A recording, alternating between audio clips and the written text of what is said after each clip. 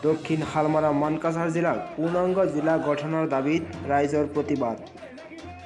দক্ষিণ হালমাৰা মানকাছাৰ জেলাৰ অন্তৰ্গত দক্ষিণ হালমাৰা ৰাজহ চক্ৰৰ সন্মুখত জিলাখনক পূৰ্ণাঙ্গ জিলা গঠনৰ দাবিত স্থানীয় ৰাইজে উত্তাল প্ৰতিবাদ সাব্যস্ত কৰে।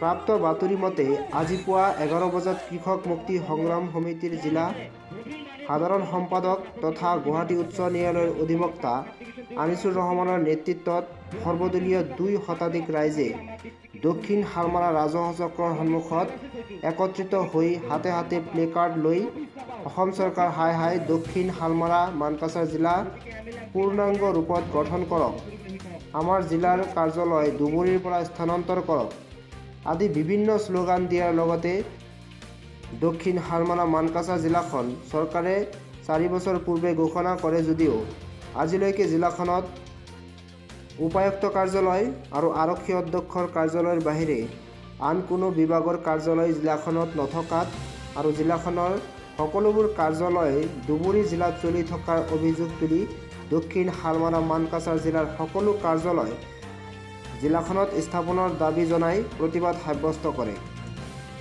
দক্ষিণ হালমাৰাৰ পৰা জাহাংগীৰ আলমৰ ৰিপোৰ্ট, এনি টাইমছ। আমাৰ কাৰ্যালয় আমাক দক্ষিণ হালমাৰাত পুনৰ স্থাপন কৰিব লাগিব আৰু ইয়াতে কাম কাজ কৰিব লাগিব, অন্যথায় দক্ষিণ হালমাৰা ৰাইজ ইয়াৰ বিৰুদ্ধে তীব্ৰ আন্দোলন গঢ়ি তুলিব।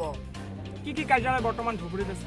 আমাৰ শুকচৰৰ ইউনাইটেড বেংক, আইৰকাটাৰ ইউনাইটেড বেংক, দক্ষিণ হালমাৰাৰ ইকো বেংক, আমাৰ circle South Salmara circle office, South Salmara block development, South Salmara যিটো ব্লক PHC কয় সেইটোৰো কাম কাজ আজি ধুবুৰীত চলি আছে। BO অফিচৰ কাম কাজ ধুবুৰীত চলে, তাৰ ছ'চিয়েল ৱেলফেয়াৰৰ কাম কাজ ধুবুৰীত চলে। অফিচ কওঁতে দক্ষিণ হালমাৰা এটাও অফিচ নাই, কাগজতহে আছে। আমাৰ দাবী হৈছে যে এই অফিচবিলাক ধুবুৰীৰ পৰা স্থানান্তৰ কৰি দক্ষিণ হালমাৰাত পুনৰ স্থাপন কৰিব লাগে আৰু কাম কাজ চলাব লাগে।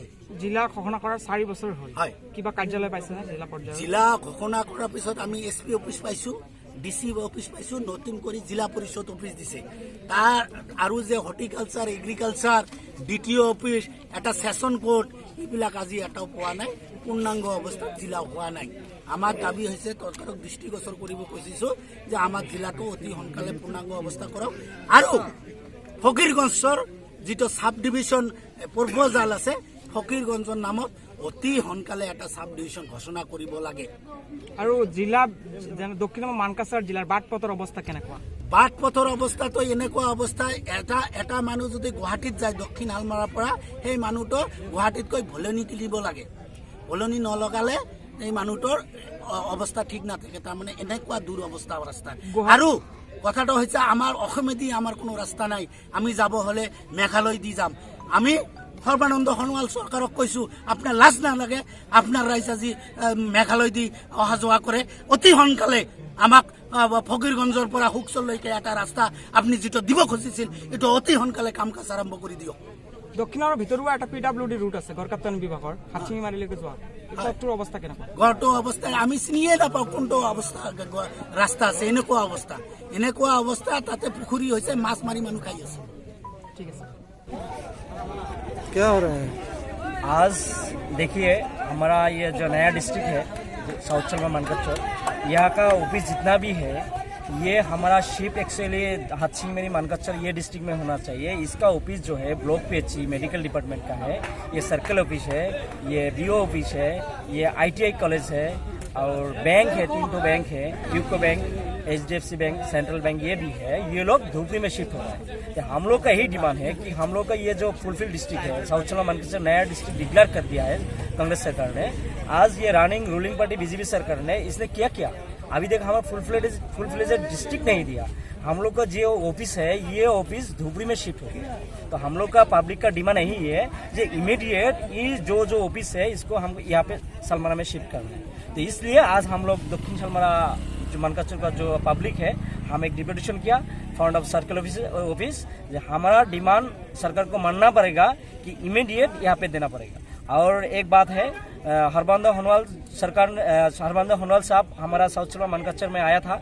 यहाँ पे आके हम लोग को जो आसाम में जो रोड है, ये फकीरगंज से आरंभ करके साउथ चलमा मानकचर जो रोड है वो देने के लिए वादा करके गया। तो हम लोग का यही डिमांड है कि वो रोड इमीडिएट ये रोड सैंक्शन करना है, इसको काम चालू करना है, क्योंकि हम मेघालय में जाना पड़ता है, बहुत क्रिटिकल रोड है, वहाँ पे जाकर हम लोग नहीं जा सकते, क्योंकि ये हमारा एरिया, हमारा असम में हम जाएंगे, हम मेघालय में क्यों घुसेंगे। कितने साल हुआ है और डिस्ट्रिक्ट डिक्लेयर देने के? हमारा 4 साल हो गया डिस्ट्रिक्ट डिक्लेयर में।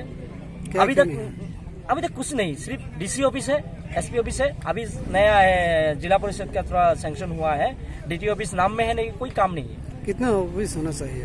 एक्चुअली एक डिस्ट्रिक्ट में जितना होना चाहिए, 4 सर्कल ऑफिस है, 4 police station, SP office, DC office, ये होना चाहिए। लेकिन जिला परिषद जितना भी एक डिस्ट्रिक्ट में होना चाहिए फुलफिल में, ऐसा नहीं है हम लोग के यहाँ पे। इसलिए हम लोग प्रोसेसिंग कर रहे हैं, आज प्रोटेस्ट कर रहे हैं कि हम लोग को देना है। आज पूरा भारतवर्ष में कैब है, उसके बारे में हम तो पता है सबको, लेकिन हमारा जो आज का प्रॉब्लम है डिस्ट्रिक्ट लेकर, यही हमको बहुत जल्द मिलना चाहिए, यही हम लोग का डिमांड है। अदरवाइज हम साउथ चलमा वासी आदमी हम पूरा प्रोटेस्ट करेंगे, प्रोटेस्ट करके हमारा चीज हमको लेना पड़ेगा।